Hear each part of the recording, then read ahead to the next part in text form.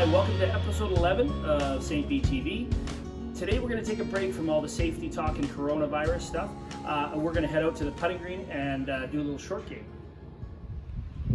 All right, well here we are on the putting green.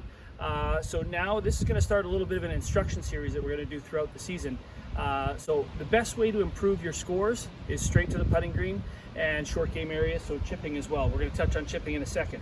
To start off with putting, probably the most important part of the game. Okay, it's the highest percentage shot that you hit throughout the game.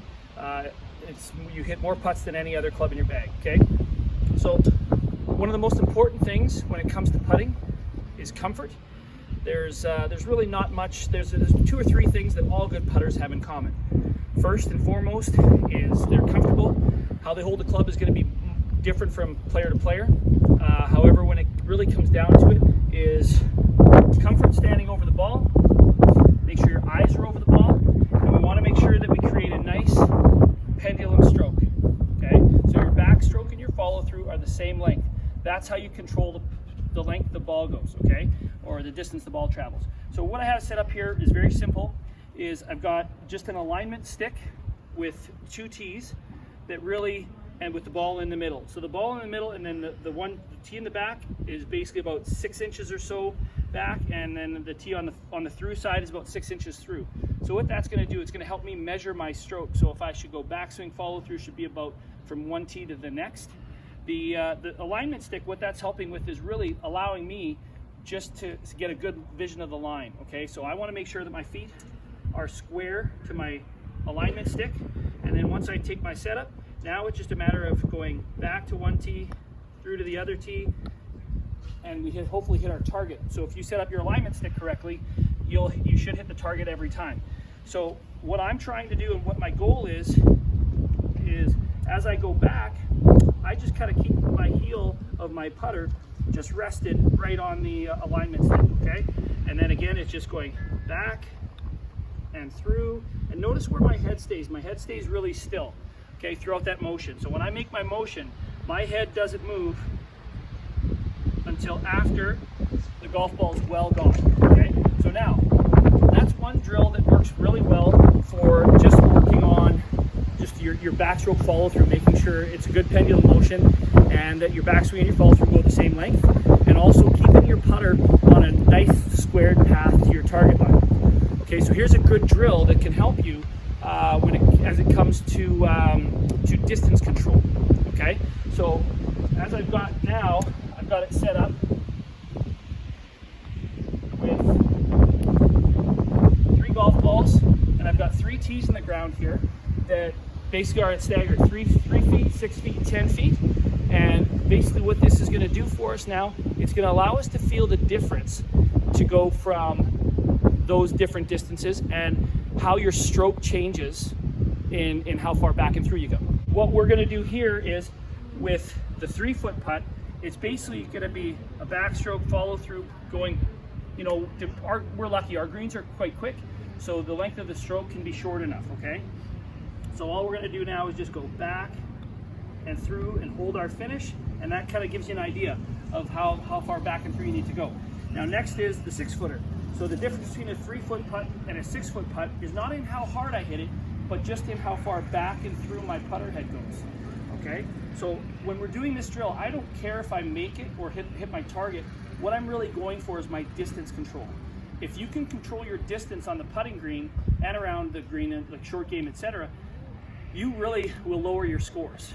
Okay, so whether I hit my target, if I hit my target, that's great. If I don't, but I get the right distance, it allows me a little bit of really what I want to try to do is I want to get down in 2 putts every time. Okay, at the very worst. So all I really worry about is making sure that when I go back and through, that my distance is correct. Okay, so again, that one there, the putting stroke, that went a little further back, a little further through, and what I do is I always hold my finish on the through side, making sure that it allows me to measure how far back and through I went. Okay. So again, those are 3 pretty good putts as far as distance control is concerned. So you can do that. You can vary the distances. You can go 5, 10, and 15 feet. You could go 5, 10, 20. Again, just challenge yourself, because if you don't challenge yourself on the putting green when you go out, when you get out on the golf course, you're gonna have a really tough time. Okay, so now we've done putting. We understand sort of the basic concept. Now, as it comes to chipping, chipping is really a marriage between putting and your full swing. Okay, so, and how I mean that is, we want to have, there's a lot of similarities with chipping and putting, okay, but there's also some similarities from your full shot to chipping. Okay, so how you hold the club is going to be the same as your shots that you hit on your full swing. Okay, so however you hold that, whether it's baseball grip, interlock, overlap, it doesn't matter. But there's a lot of similarities to putting. So if we look at my motion, what I try to get is, again, same type of pendulum motion, backswing and follow through are going to be the same length. That's how you control how far the ball goes, same as with putting. So there's the similarity there. The difference is that our setup part of it is going to be very much like our full setup, but with our feet probably just a little closer together. So with chipping, what we really try to get is, we want to get our lower body pretty stable, and we want to get our upper body doing most of it, okay? So it's just letting our arms and shoulders just kind of swing and rock back and forth. Notice my lower body doesn't really move too much, okay? So some people will even say I try to get a little bit more weight on my front foot. So for me as a righty, I get 60% of my weight on my left foot and 40 on my right. For you lefties, you're going to be the other way, okay? So all I try to do now is, again, same idea. We want that ball about an inch or two inside your front foot, okay, your lead foot. So for righties, it's going to be an inch or two inside my left foot. For you righties, it's going to be an inch or two inside your right foot, okay? And all we're really trying to do now is basically just take the club back and through, and same idea, and just, we're trying to select the club that really just allows the ball just to pop up, land on the green, and roll to the hole. So your club selection is going to change. If you have that favorite club that you like to chip with, throw that out the window. Not the club itself, but throw that mentality out, because all we're really trying to accomplish is, you have 14 clubs in your bag, you can use them all for chipping, okay? So all we're trying to do again is keep the same motion, a little bit more weight on my front foot, and I'm just going to go back, through, and just let the ball roll to the hole. Okay. Now, if I happen to go a little too far, so in that particular, both those shots, I kind of learn as I go here. So both of those balls went a little too far. Ideally, what we want to see is, we want to see your golf ball travel so it goes about 2 or 3 feet past your hole. Okay. So that way, if it has a chance to go in. Okay. Leaving it short, 100% of the shots that come up short don't go in. Just keep that in mind. That's a stat. Okay. So in this particular case, I've got my gap wedge that I'm trying to get here. I might want to select my 54-degree wedge, okay, because that might be a little more loft, a little less roll, okay? So, and if I was going to a flag on the far side of the green, I would probably use a 7-iron, okay? So use the club that really is going to perform what you want it to do. So if you have a situation where you're trying to let a ball roll more, you want to take less loft and let the club do the work. Okay, so that way you don't have to. Because if I tried to take a lofted wedge and hit it all the way across the green, my backswing has to go further back and further through, so it gives me more chance to make an error.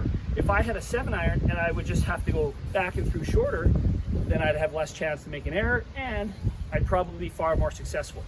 So keep that in mind. If you have any questions or you want clarification on this, come see your local PGA professional. All right, well, I hope you enjoyed that little short game intro. Again, anybody who wants some help with short game a little bit more in depth, please just let us know. So I do want to pass something on before we wrap it up today. We did just get word from the province that as of June 1st, phase 2 will start going. So that allows us to open the restaurant.